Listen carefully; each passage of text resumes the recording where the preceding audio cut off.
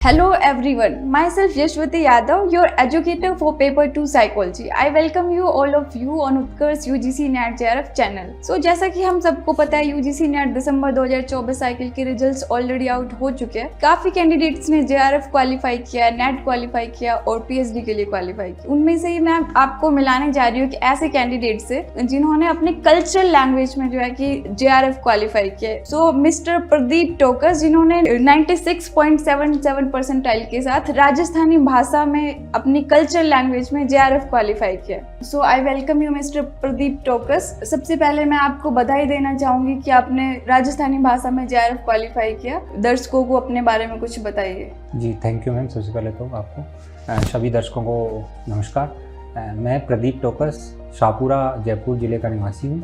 मैंने अपनी प्रारंभिक शिक्षा गाँव से पूर्ण की। उसके बाद मैंने 9-10 आदर्श विद्या मंदिर senior secondary school Adarsh Nagar Jaipur से, और उसके बाद में 11th-12th है मैंने प्रेरणा senior secondary school Naulgarh Jhunjhunu से कंप्लीट की। उसके बाद में मैंने इंफॉर्मेशन टेक्नोलॉजी से बीटेक प्रारंभ किया, लेकिन बीटेक करने के दौरान ही सेकेंड सेम में आते आते मुझे रियलाइज़ हुआ कि मैं अनपॉपुलेटेड क्राउड के साथ शायद बह गया हूँ।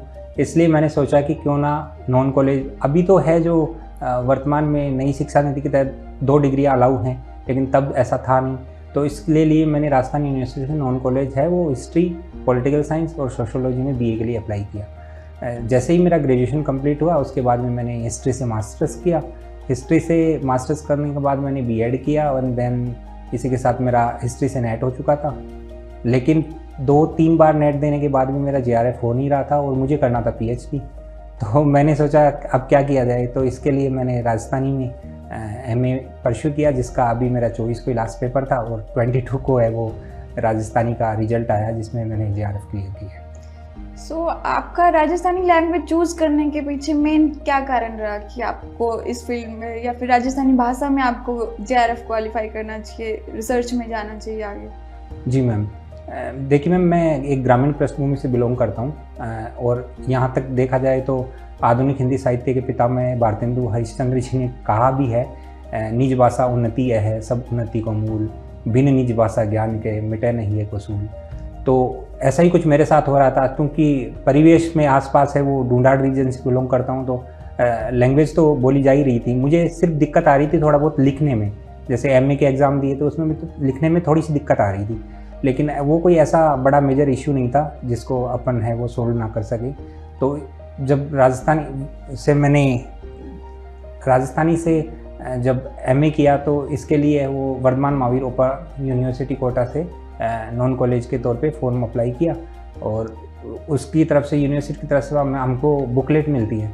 तो उन बुकलेट की साथ ही मैंने है वो अपनी नेट JRF के लिए प्रिपरेशन स्टार्ट कर दी थी। तो मेरे सोर्स हैं वो स्टार्टिंग में वही रहे, राजस्थान वो वर्धमान महावीर ओपन यूनिवर्सिटी की बुक्स।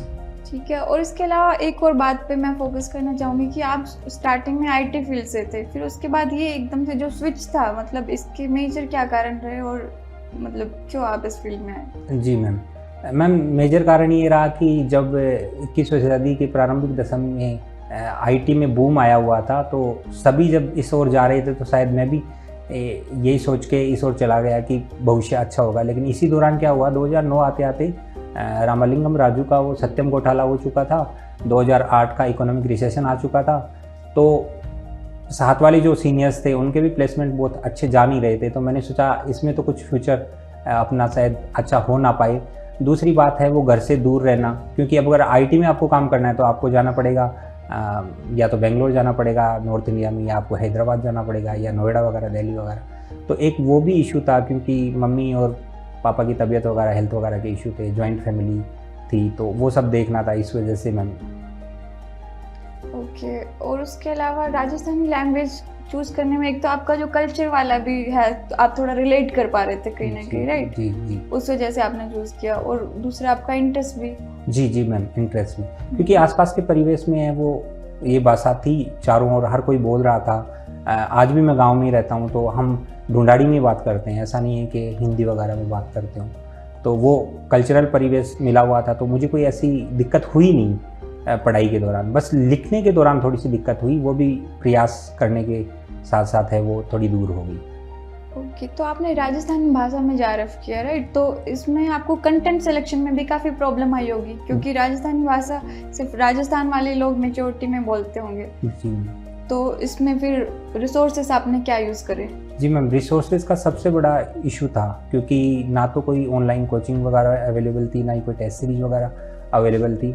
हमें जो Varthaman Mahavir quota open university की तरफ से बुकलेट्स मिलती थी, वो भी गिनी चुनी सेलेक्टेड मैटर मिलता था, ताकि हमारा प्रीवियस और फाइनल ईयर उसके आधार पे अच्छे से हो सके। तो इस दौरान मैंने जो यूनिवर्सिटी की बुक्स मिली थी, एक तो वो कंप्लीट कर ली थी, साथ ही मैंने 2013 मेंस दिया था। उस दौरान राजस्थानी लैंग्वेज को उसमें इंट्रोड्यूस किया था, तो उस समय के मेरे पास नोट्स बनाए हुए थे, तो उनकी काफ़ी मदद मिली मुझे। इसके अलावा जैसे बेसिक बुक्स राजस्थानी व्याकरण और साहित्य का इतिहास सीताराम लालसी जी की और मोतीलाल मेनारिया जी की, ये 2-3 बेसिक रेफरेंस बुक्स मैंने ली, और उनकी मदद से है वो मैंने अपना बेसिक्स क्लियर की। ओके, और उसके अलावा आपने पेपर 1 को कैसे मैनेज किया? जी मैम, पेपर 1 का फ़ायदा मुझे, जैसे फर्स्ट पेपर में 10 यूनिट हैं, तो उसमें ICT वाला जो यूनिट है वो मेरा कंप्लीट हो रहा था IT की वजह से। इसके अलावा मैथ, रीजनिंग वगैरह, DI वगैरह के क्वेश्चंस थे, उसमें मुझे उस तरफ से मदद मिल गई। तो मुझे फर्स्ट पेपर में बहुत ज़्यादा दिक्कत आई नहीं, मुझे केवल एक इशू था लास्ट वाली यूनिट का। तो उस पर मैं ज़्यादा फोकस ना करके मैंने सोचा कि क्यों ना सेकंड पेपर पे ज़्यादा ध्यान दिया जाए। अगर सेकंड पेपर अपना अच्छे से हो जाएगा तो अपना JRF निकल जाएगा, अदरवाइज़ तो उसके चक्कर में शायद मैं उलझ के रह जाऊँ और वही हाल हो कि मेरा नेट निकल जाए लेकिन JRF ना हो। बिल्कुल बिल्कुल। और आपने B.Ed भी करी हुई है? जी मैम, तो B.Ed फिर उसका क्या कितना बेनिफिट रहा है इस एग्जाम को क्वालिफाई करने में? जी मैम, पेपर फर्स्ट में है वो B.Ed का काफ़ी फ़ायदा रहा। एक यूनिट पूरी कंप्लीट है वो मेरी, केवल रिसर्च वाली मुझे देखना पड़ा बाहर से मैटर। इसके अलावा मुझे एक यूनिट कंप्लीट है वो B.Ed के वजह से, मतलब मुझे उसमें काफ़ी अच्छा स्कोर मिला। तो रिसर्च का आपने कहाँ से पढ़ा? रिसर्च का मैम बेसिक रेफरेंस बुक्स आती हैं 1-2, आप कोई भी रेफरेंस बुक्स ले लीजिए, भले ही अरिहंत की ले लीजिए, भले ही KVS मदान की ले लीजिए, या का कितना बेनिफिट? भले ही आप है वो उत्कर्ष के नोट्स भी देख सकते हैं। मैंने अभी देखे थे, वो कंप्लीट आए नहीं आपके, शायद उम्मीद करता हूँ जल्दी आ जाएंगे। जी। और उसके अलावा आपने टाइम मैनेजमेंट कैसे किया सर? आप सिर्फ फुली स्टडीज पे फोकस थे या फिर आप जॉब भी कर रहे थे? जी नहीं मैम, अभी क्या यक्ष प्रश्न तो यही है कि उम्र के इस पड़ाव पे आके आप फुली डेडिकेटेड पढ़ाई तो कर नहीं सकते। बिल्कुल। तो मैं साथ में जॉब भी कर रहा हूँ, और जॉब के दौरान ही है, चूँकि मेरा स्टाफ है, मेरे कलीग्स हैं, मेरे HOD हैं, वो अच्छे हैं, तो थोड़ा बहुत मुझे टाइम में रिलैक्सेशन मिल जाता है। दूसरा, मैं ट्रैवल करता हूँ, तो अप डाउन के दौरान है वो बस और वैन में जैसे ही आता हूँ तो ईयरफोन लगा के अपने रिकॉर्डेड वीडियो वगैरह देख लेता हूँ। इसके साथ ही VMOU में भी है वो यूट्यूब चैनल बनाया हुआ है राजस्थानी के लिए। हालांकि उनसे भी मेरा निवेदन है VMOU एडम ब्लॉक वालों से कि उस पर और ज़्यादा कंटेंट है वो अवेलेबल करवाया जाए, उस पर बहुत कम कंटेंट है अभी। तो सर, ये जो एग्ज़ाम है UGC नेट का, ये CBT मोड में कंडक्ट होने लग गया अभी कुछ सालों से, राइट?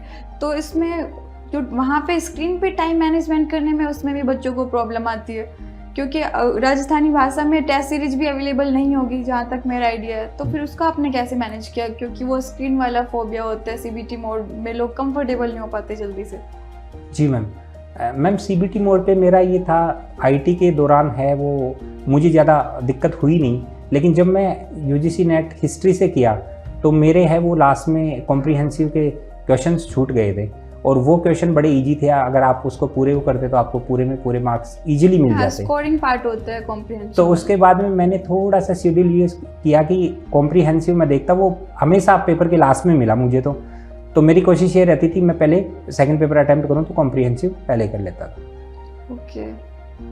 और इसके अलावा कौन कौन से जो यूनिट्स है पेपर 1 में जो स्कोरिंग लगे आपको?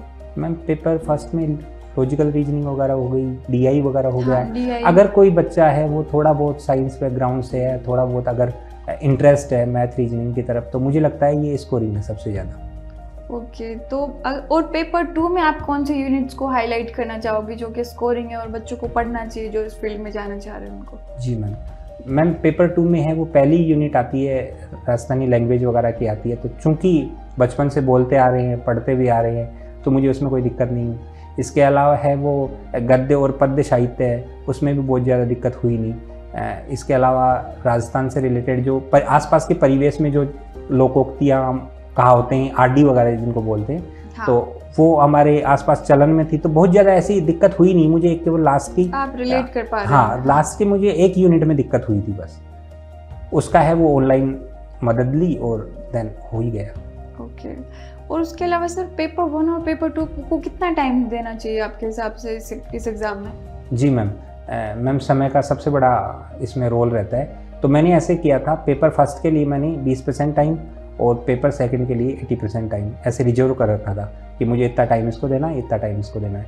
तो इस दौरान मैं क्या करता था, वीक में 6 दिन जैसे मैं ऑफिस आते जाते टाइम है वो ये पेपर्स में तैयार कर लेता था, और जब संडे या हॉलीडे वगैरह आता था उस दिन में जो मैंने अब तक 6 दिन बाकी 6 दिन में पढ़ा वो सारा मैं संडे या छुट्टी वाले दिन बैठ के रिवाइज कर लेता था, ताकि मतलब वो पेरेटो वाला नियम भी कहता है कि वो 20 स्मृति में ना चला जाए। यस।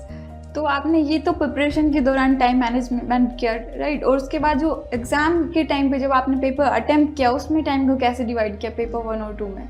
जी मैम। क्योंकि राजस्थानी भाषा क्या है तो थोड़ा डिस्क्रिप्टिव भी होगा, पेपर लेंथी भी हो सकता है। जी मैम, इसके लिए सबसे मुझे है वो टाइम मैनेजमेंट करने में इसलिए कोई इश्यू नहीं आया, क्योंकि प्रीवियस ईयर्स के क्वेश्चन पेपर थे वो मैंने काफ़ी सोल्व किए थे। साइट पे यूजीसी नेट की साइट पे देखा, वहाँ से प्रीवियस ईयर्स पेपर्स देखे और उनको हल किया, और साथ ही में है वो जैसे तो नोट्स आपने कैसे प्रिपेयर करे?